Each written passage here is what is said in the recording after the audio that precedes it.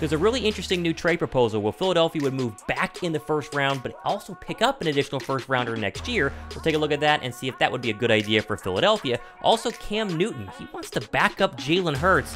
We'll see why that makes absolutely no sense. And finally, ESPN has the Eagles' biggest draft needs. Did they get him right? I'm Thomas Mott. This is the Thomas Mott Show.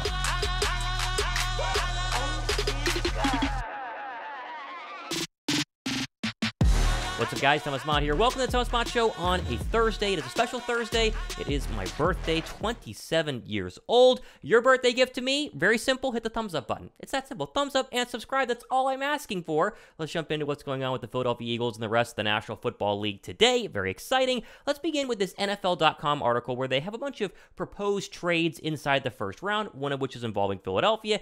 And it's interesting, but would it make sense for the Eagles? Let's break it down. Here it is. So Minnesota would trade up with Philadelphia. They would go from number 23 overall to number 10. The Eagles would get, obviously, 23. They would get 87 overall, which is in the third, and then a 2024 first rounder. Now, you look at that and you first go, man, 10 to 23 is a big move back. I mean, that's 13 spots. You're not getting Jalen Carter. You're not getting one of the top cornerbacks. You're not getting maybe Bijan Robinson. I don't know. We'll talk about that in a second. But you're still going to be in the first round, obviously. You get an additional third rounder this year. They don't have a lot of middle round draft picks. And then you get a first rounder next year. And what has Howie Roseman done each of the past couple of years? He's gotten 2 first round draft picks every single year. Now, he trades them away. Obviously, the A.J. Brown trade, they had 1 last year. But this would give him another guaranteed year of 2 first round draft picks where you can either take 2 starters or potentially go ahead and, I don't know, trade it again and get another one for the next year. This seems to be right up Howie Roseman's sort of era and area of expertise where you give Minnesota a chance to get a quarterback, whether that's Anthony Richardson or Will Levis,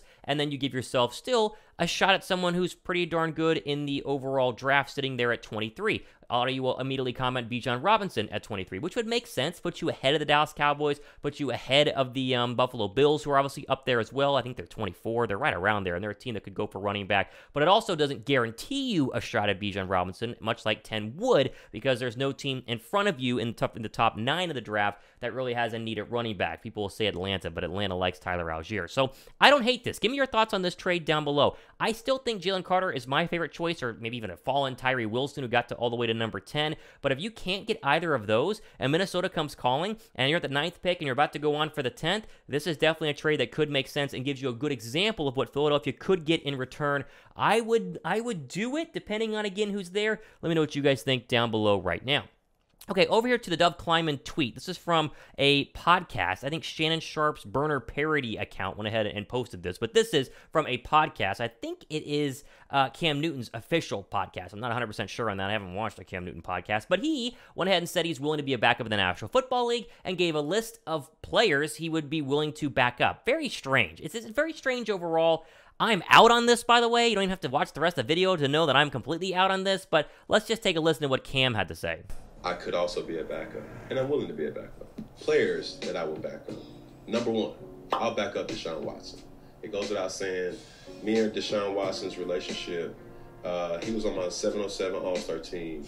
I've grown to admire the person, the athlete that he is, going through a lot of turmoil, but I believe that's behind him. My number 2 person would be wherever Lamar Jackson decides to go. Number 3 will be Justin Fields, another C1N product. Number 4 will be Tua Tagovailoa.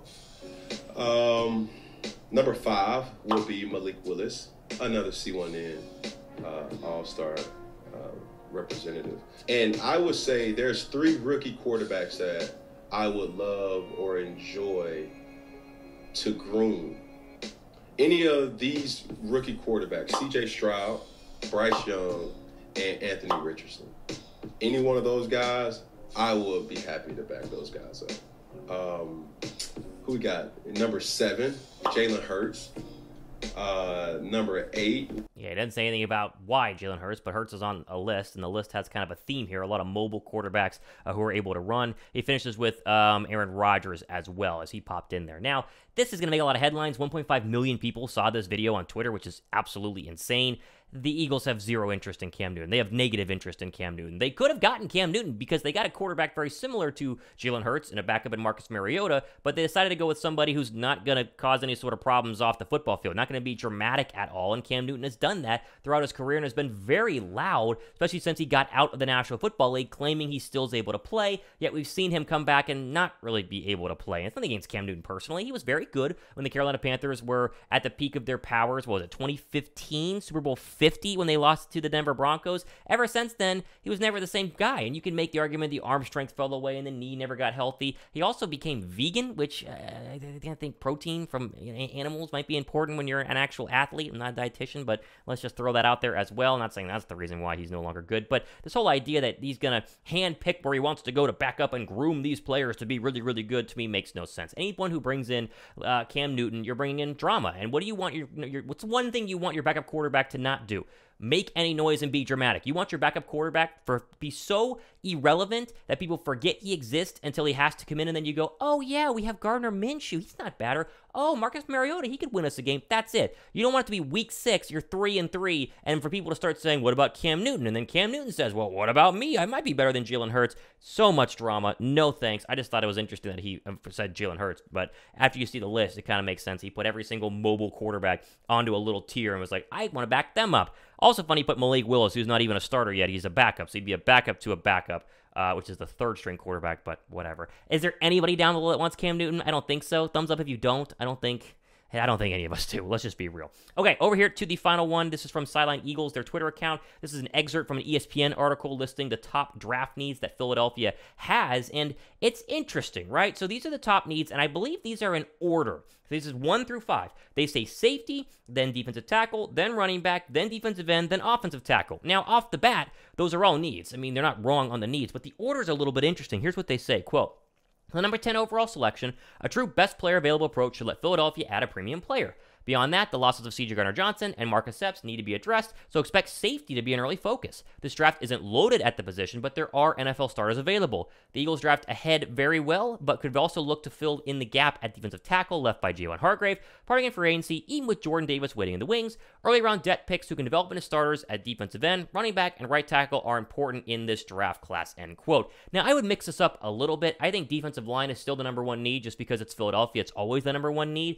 I would go ahead and say running back is next, then safety, then offensive tackle, right? If we're going to go ahead and put these things all out there, and I'll explain why. Defensive line, I just said it. Philadelphia always wants to add more defensive linemen. You can never have too many defensive tackles or too many defensive ends. Brandon Graham is getting a little bit older. Jordan Davis, he's young, but still a little bit unknown there on what you're getting. Cox is not going to be here after this year. They're going to need to get a little bit younger at defensive line after the season, so you could draft it now. Then you go for running back, mainly because they didn't really address running back at all this offseason. They let Miles Sanders go. I know they brought in Rashard Penny, but they could really technically afford to get another running back, whether it's Bijan or Gibbs or somebody in the later rounds. Then you go for safety. I think Terrell Edmunds is a solid signing. I think he can be a starter in this league, and I think Reed Blankenship played way better than any undrafted free agent safety has played in recent history. I'm fine with where safety is at. Not to say you couldn't take one in round 3, and my recent mock draft had Philadelphia doing that. Check it out from yesterday. They took the guy from Antonio Gonzalez from Texas A&M. But then you get to offensive tackle, and that's where the Skoronski at 10 to me doesn't make sense because you don't need a tackle at this moment.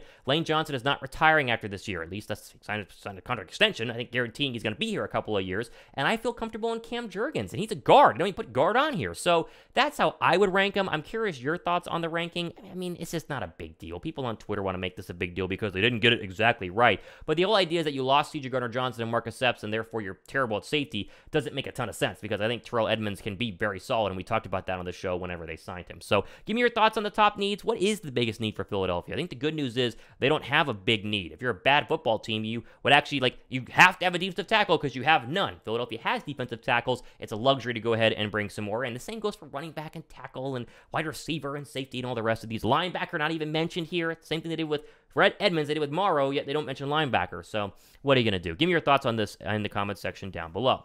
Okay, plenty more content happening next couple of days and weeks. We are officially 1 month away, or officially, 3 weeks away from the NFL draft. Thursday, the 27th, whatever the day is. Thursday, end of April. I'll be live with Josh Davis on the Wednesday Link live show, but it'll be Thursday and Friday. We'll be live for night 1 and night 2. Be sure to subscribe and stay tuned for that. I'm Thomas Mott. Thumbs up for the birthday. This has been the Thomas Mott Show.